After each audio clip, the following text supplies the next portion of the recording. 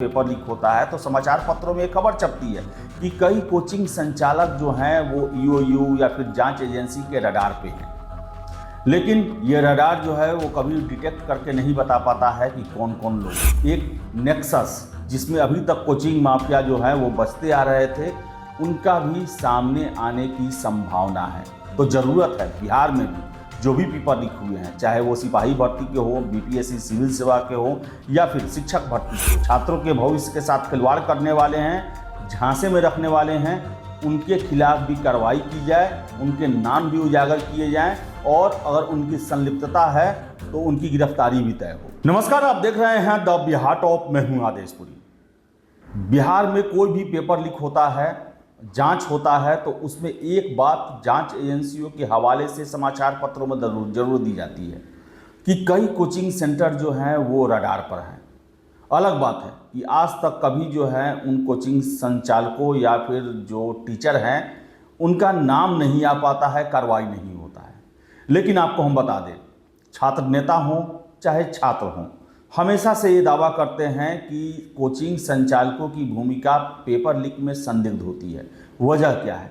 वजह ये है कि परीक्षा माफिया जो हैं इन कोचिंग संचालकों से साठ-गांठ करके या तो कैंडिडेट लेते हैं, कैंडिडेट को भरमाते हैं, अपने झांसे में लेते हैं, सेटिंग का दावा करते हैं, पैसे की वसूली करते हैं या फिर कोचिंग के माध्यम से ही वो क्वेश्चन को सॉल्व कराते हैं।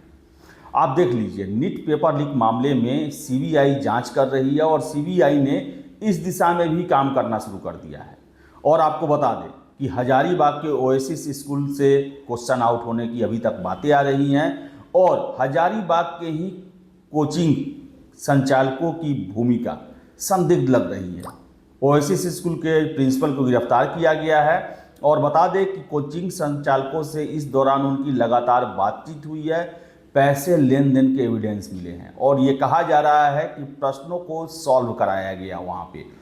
आपको बता दें कि बीपीएससी टीआरई के समय भी कई बातें ये निकल के आई कि बिहार के भी कोचिंग संचालकों की मिलीभगत जो है वो शिक्षा माफियाओं से है और छात्र नेता चाहे दिलीप हों या अन्य छात्र हों, उनका ये आरोप रहता है कि ये कोचिंग संचालक जो हैं वो परीक्षा माफियाओं को छात्रों की आपूर्ति करवाते हैं, फिर से क्वेश्चन सॉल्व कराने में स्कॉलर गैंग के मेंबर देने में मदद करते हैं।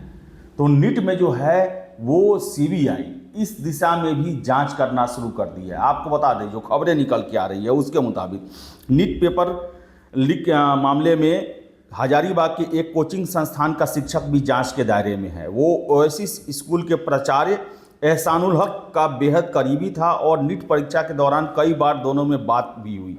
सीबीआई टीम को पेपर लीक मामले की छानबीन तथा गिरफ्तार किए गए आरोपितों से पूछताछ में यह जानकारी मिली है। इस दौरान दोनों के बीच कुछ पैसों का लेन देन भी हुआ। बताया जा रहा है कि आरोपित शिक्षक जो है, कोचिंग का जो शिक्षक है, उसके द्वारा पेपर लीक करने वाले सॉल्वर गैंग को कुछ कैंडिडेट को उपलब्ध कराए गए थे। हजारीबाग के ओएसिस स्कूल के प्राचार्य तथा नीट के सिटी कोऑर्डिनेटर एहसानुल हक, उप प्राचार्य इम्तियाज आलम, एक पत्रकार को 5 दिन पहले सीबीआई ने गिरफ्तार किया है। तीनों को रिमांड में लेकर सीबीआई इस मामले में पटना, देवघर और अन्य स्थानों से गिरफ्तार किए गए आरोपितों को आमने सामने बैठाकर पटना में पूछताछ कर रही है। अब ओएसिस स्कूल के 2 और शिक्षकों को पूछताछ के लिए पटना बुलाया गया है। दूसरी ओर सीबीआई की टीम हजारीबाग से गिरफ्तार तीनों आरोपितों का कुंडली खंगाल रही है। तो बता दें आपको हम कि कोचिंग संस्थान की भी भूमिका आई है। और आपको याद होगा, जब बिहार में सिपाही भर्ती परीक्षा पेपर लीक कांड 1 अक्टूबर 2023 को हुआ था, उस दौरान भी बिहार के एक जिले से एक कोचिंग संस्थान के शिक्षक की भूमिका संदिग्ध आई थी।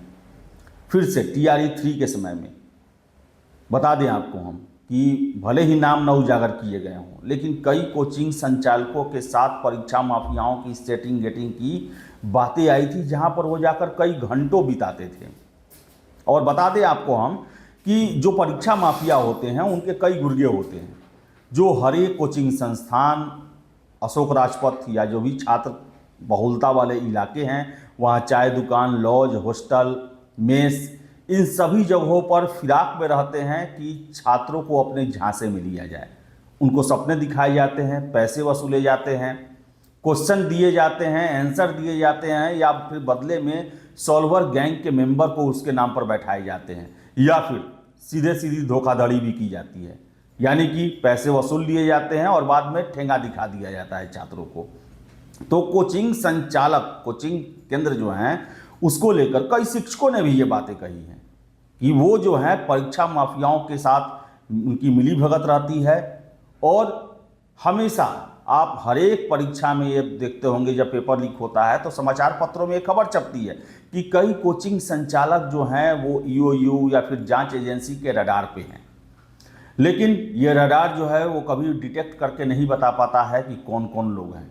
लेकिन सीबीआई ने, आपको बता दें, नीट मामले में पेपर लीक में से संबंधित कोचिंग संचालक से पूछताछ की है और उनके बीच लगातार बातचीत और पैसे के लेन देन के भी सबूत मिले हैं। और एक नेक्सस जिसमें अभी तक कोचिंग माफिया जो है वो बचते आ रहे थे, उनका भी सामने आने की संभावना है। तो ज़रूरत है बिहार में भी जो भी पेपर लीक हुए हैं, चाहे वो सिपाही भर्ती के हो, बीपीएससी सिविल सेवा के हो, या फिर शिक्षक भर्ती के हो, उसमें इस एंगल को भी जांच टीम को देखना काफ़ी ज़रूरी है, क्योंकि यही वो सबसे बड़े सोर्स हैं जहां से छात्रों को झांसे में लिया जाता है और अपने इस गैरकानूनी कार्य को बढ़ाया चढ़ाया जाता है, इसका विस्तार किया जाता है।